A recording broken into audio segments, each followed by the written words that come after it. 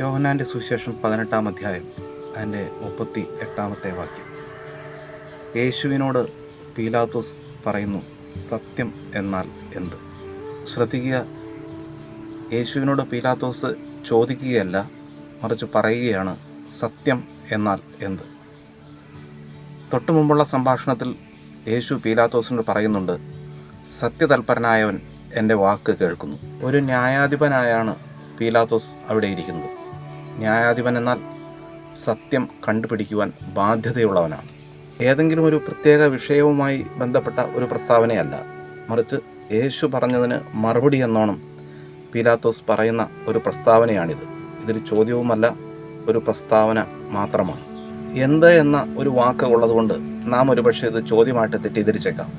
എന്നാൽ ഉത്തരത്തിന് താല്പര്യമില്ലാത്ത ഒരു ചോദ്യം, അങ്ങനെയുള്ള ഒരു പ്രസ്താവന മാത്രമാണിത്. ഇന്ന് രാഷ്ട്രീയ, മത, സാമൂഹ്യ മേഖലകളിൽ നാം കാണുന്ന ഒരു പ്രവണതയാണിത്. ഉത്തരത്തിന് കാത്തു നിൽക്കാതായിരിക്കുന്ന ചോദ്യങ്ങൾ. ഈ മനോഭാവം ഗുണപരമായിരിക്കുന്ന യാതൊരു മാറ്റവും ചോദ്യകർത്താവിലും ചോദ്യം ചോദിക്കപ്പെടുന്ന വ്യക്തിയിലും സമൂഹത്തിലും ഉണ്ടാക്കുന്നില്ല. പീലാത്തോസിൻ്റെ കാഴ്ചപ്പാടിൽ സത്യം ആപേക്ഷികമാണ്. നമ്മിൽ ചിലരും ചില സാഹചര്യങ്ങളിൽ സത്യത്തെ അങ്ങനെയാണ് കാണുന്നത്. ഓർക്കുക, സത്യം സത്യമാണ്. സത്യത്തിന് വിശകലനങ്ങളില്ല.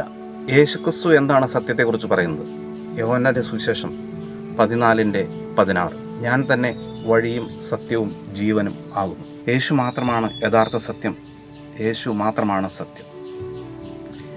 യേശു എന്ന സത്യം ആപേക്ഷികമല്ല.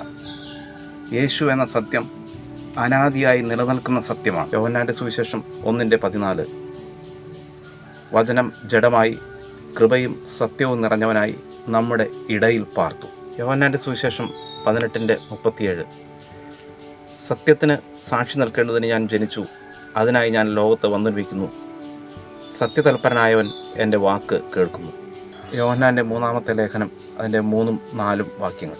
നാം ക്രിസ്തുവിലാകുമ്പോൾ സത്യത്തോടെ ചേർന്ന് നിൽക്കുന്നവരാകും, കൂടാതെ നാം സത്യത്തിൽ നടക്കുന്നവരാകും. മാത്രമല്ല, നാം സത്യത്തിന് സാക്ഷി പറയുന്നവരുമാകും. ദൈവം നമ്മെക്കുറിച്ച് ആഗ്രഹിക്കുന്ന ഏറ്റവും പ്രധാനപ്പെട്ട കാര്യവും ഒരുപക്ഷെ അതുതന്നെയായിരിക്കും. 1 യോഹന്നാൻ 1:6-7 വാക്യങ്ങൾ. നാം വെളിച്ചത്തിൽ നടക്കുന്നുവെങ്കിൽ നമുക്ക് അവനോട് കൂട്ടായ്മയുണ്ട്, കാരണം വെളിച്ചത്തിൽ കാണുന്നതാണ് സത്യം. എഫേസ്യർ 6:14, എഫേസ്യ ലേഖനകാരൻ സത്യത്തെക്കുറിച്ച്, സത്യം എങ്ങനെ ഉപയോഗപ്പെടുത്തണമെന്നതിനെക്കുറിച്ച് പറയുന്നതായിരിക്കുന്ന ഒരു കാര്യമുണ്ട്. ആ വാക്യം ഇങ്ങനെയാണ്, നിങ്ങളുടെ അരയ്ക്ക് സത്യം കെട്ടിയും നീതി എന്ന കവചം ധരിച്ചും എന്ന് തുടങ്ങുന്നതായിരിക്കുന്ന വാക്യം. എങ്ങനെയാണ് നമുക്ക് അരയ്ക്ക് സത്യം കെട്ടാൻ സാധിക്കുക? ചിലപ്പോഴെല്ലാം നമ്മുടെ വസ്ത്രധാരണത്തിൻ്റെ ഭാഗമായിട്ട് ബെൽറ്റ് ധരിക്കാറുണ്ട്. നാം ധരിച്ചിരിക്കുന്ന വസ്ത്രം ഉറപ്പോടെ നിൽക്കുന്നതിനും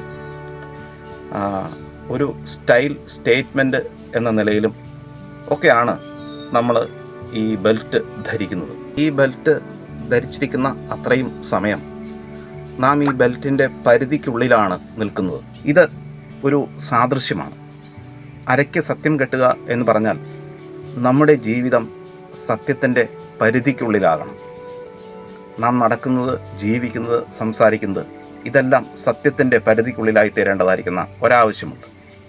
അപ്പോൾ നാം ക്രിസ്തുവിൻ്റെ പരിധിക്കുള്ളിലാകും. ആപേക്ഷികമല്ലാത്ത നിതാന്ത സത്യമായ യേശു ക്രിസ്തുവിൽ വസിച്ച് ഒരു പോരാളിയായി, ക്രിസ്തുവിൻ്റെ പോരാളിയായി നമുക്ക് നിലകൊള്ളാം. ദൈവം നമ്മെക്കുറിച്ച് അതാണ് ആഗ്രഹിക്കുന്നത്. അതിനായി ദൈവാത്മാവ് നമ്മെ വഴി നടത്തട്ടെ. മറ്റൊരു വിഷയവുമായി നമുക്ക് വീണ്ടും കാണാം. ക്രിസ്തുവിൽ നിങ്ങളുടെ സഹോദരൻ സുവിശേഷകൻ ജോയ് EV.